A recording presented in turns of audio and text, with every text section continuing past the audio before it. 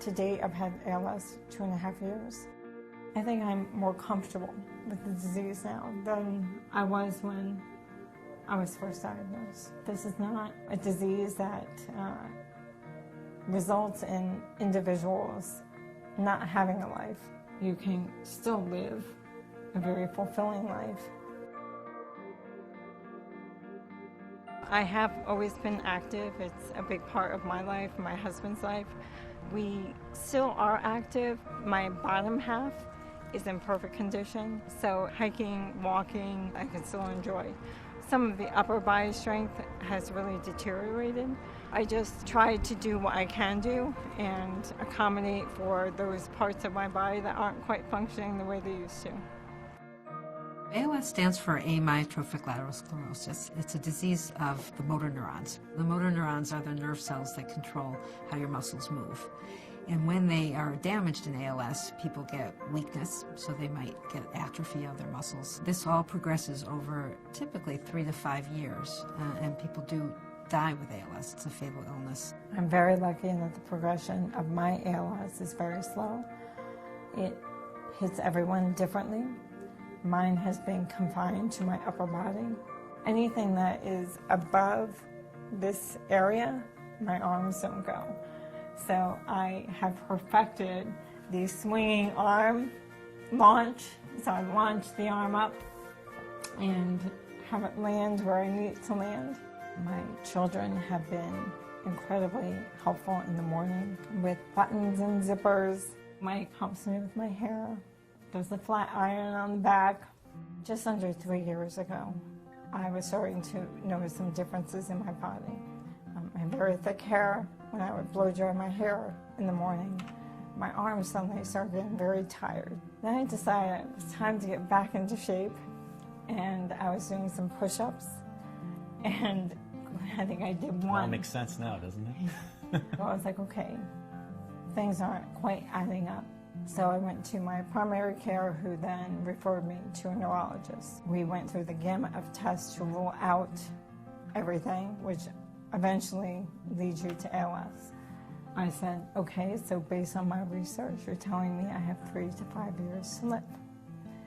And he said 5 years would be the upper limit. You didn't give any kind of resources, any kind of networking that we can get involved in or find someone out there who could help us. I turned to Mike, I said, we are not stepping foot in this office again with Dr. Sokovich.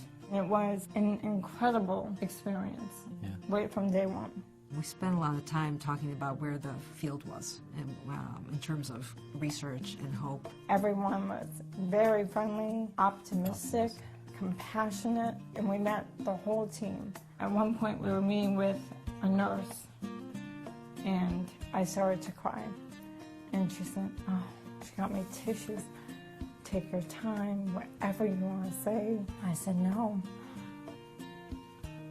Tears of joy. Yeah, because we were just so relieved to be in a place that you felt that there was help available. Our ALS clinic is a multidisciplinary clinic where we have physicians, scientists, nurses, social workers, physical therapists, respiratory therapists. It means that they get all the care in one setting. How's your breathing? Awesome. Have you noticed any changes in your speech? Yes. How about your handwriting? I want you to blow out as forcefully as you can, as quickly as you can. Go, go, go, go, go, go, go. So Keep today going, we're keep going going. to You're test more the than strength halfway. in your arms and your legs. We developed this here at Mass General. Ready? Bend. Bend hard, bend harder, harder, and relax. About eating and appetite, how's that? You have lots of weight. I have. I'm not quite sure why. That's one of the things that we monitor is weight, Absolutely. making sure that you keep your weight up. And what's important to you about the process here? The research aspect of it is the most important. I feel strongly that with an illness like ALS, where we're on the cusp of developing cures, that we need to really be partners with our patients on the research. There are probably at least 15 drugs right now that people have done a lot of science on and that are ready to go into patients, but there's no source of funding. Industry has gotten a little shy about neurology, so they're looking for academics to do more of the work. Mass General has tons of trials that they run each year, which is partially why we decided to go with Mass General. Every day I make sure I look to see what other things are going on involving ALS. So I make sure I notify her, my parents, and her parents, so that we're all on the same page as far as what other trials are going on and what other successes or funding has been going on. I got notification last week that I got accepted in 2014 Boston Marathon. It was a pre-lunch that we had.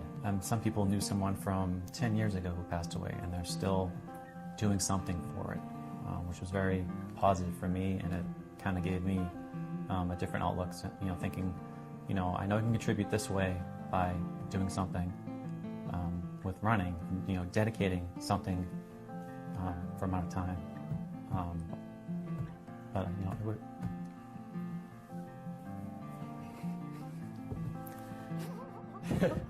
I wish there was more that I could do.